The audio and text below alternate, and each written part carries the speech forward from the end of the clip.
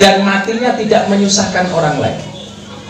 Dan ini terjadi pada almarhum Didi Kempot. Hidupnya membahagiakan jutaan orang dan meninggalnya nggak membuat susah. Makanya ini tantangan bagi saya untuk Wawin Laura, lanang ora wedok ora. Kalau di Thailand namanya Lady Boy, wajahnya lady, kakinya boy. Ini tantangan bagi kita semuanya. Saya masih ingat betul ketika saya chatting WA dengan Mbak Yan, Mbak, tolong ceritakan berpulangnya almarhum gimana sih? Karena nggak ada sakit apapun, setahu saya. Walaupun beberapa kali manggung saya sebenarnya curiga karena nafas beliau yang terengah-engah. Ketika ketemu dengan saya di Ponorogo waktu itu, beliau istirahat, saya lihat kok ngos-ngosan. Ketika ketemu terakhir di Kendal sebulan setengah sebelum Ramadan, habis nyanyi, kemudian para mbak-mbak disuruh nyanyi, beliau istirahat sama saya, kecapean. Dan saya begitu merinding ketika mendengarkan cerita Mbak Yan, bagaimana kemudian malam terakhir beliau mau berpulang, masih membangunkan anak istrinya untuk makan sahur. Kayak suaranya siapa?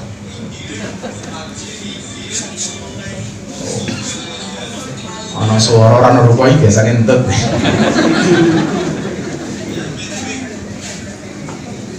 Maka saya sering ngomong dulu, salah satu guyonan saya dengan Mas Didi Kempot ketika di Jogja itu, Mas, sampean soal kiai-kiai ya, kenapa beliau suka dengan Gus Karim, pengen nyanyi dengan Habib Syekh?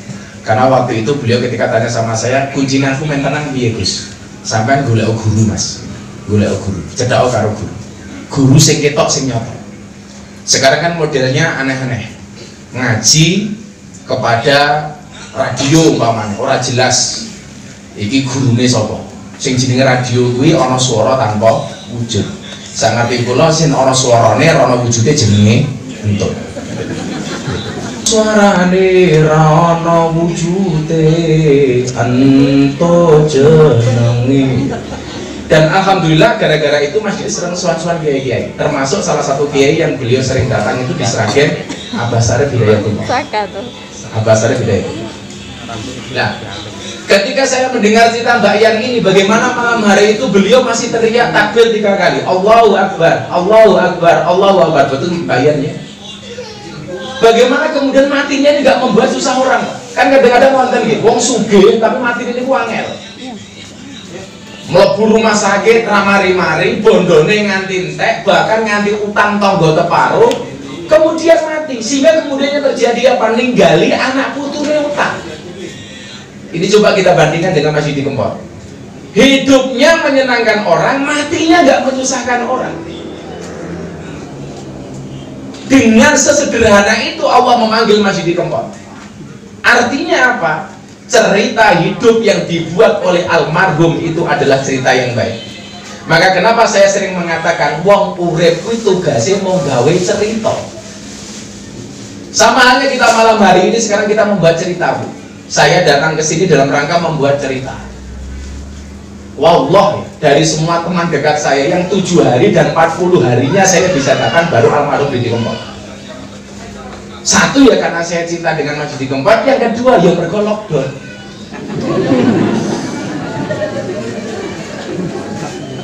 Makanya hati-hati nih, kalau sekarang pemerintah mengatakan ayo kita masuk new normal, new ini anyaran, normal lagi waras, jadi waras anyaran. Jadi dipikir kemarin rakyat lagi kentir barangkali. Maka tolong dicatat, new normal itu dihadirkan karena faktor ekonomi, bukan karena sudah aman dari pandemi. Makanya kenapa ibu pun harus bermasker ini.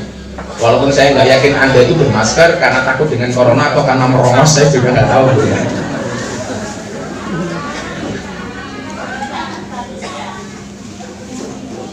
Membuat cerita dan durasinya ini nggak lama. Durasi orang membuat cerita itu hanya antara gegem dan begal. Almarhum Didi Kempot dipanggil oleh Allah dari umur hari lahir sampai beliau meninggal hanya 53 tahun. Makanya kalau kemudian Ronggo Warsito urip mau mampir ngombe itu lumrah. Orang lahir itu, orang hidup itu disuruh membuat cerita Bapak Ibu itu hanya antara gegem dan begar. Maksudnya apa? Bayi lahir tangan dalam keadaan gegem, orang mati semuanya mati dalam keadaan begar. Ibu-ibu yang biasa melahirkan nyuwun sewu, lah bayi lahir kok tangannya gegem apa enggak? Gegem, Bu. Kenapa bayi lahir tangannya gegem? Lah begar rusak dalane, Pak. Duit cul, mobil cul, sertifikat cul, bojo ayu lemu kaya Mbak Yan cul. Santai aja Mbak Yan, insyaallah kuat. Aku bilang jenengan mesem kau wis seneng Mbak tenang. Susah kalau bilang jenengan merengut, susah nangis. Aku main susah Mbak. Wis lemu.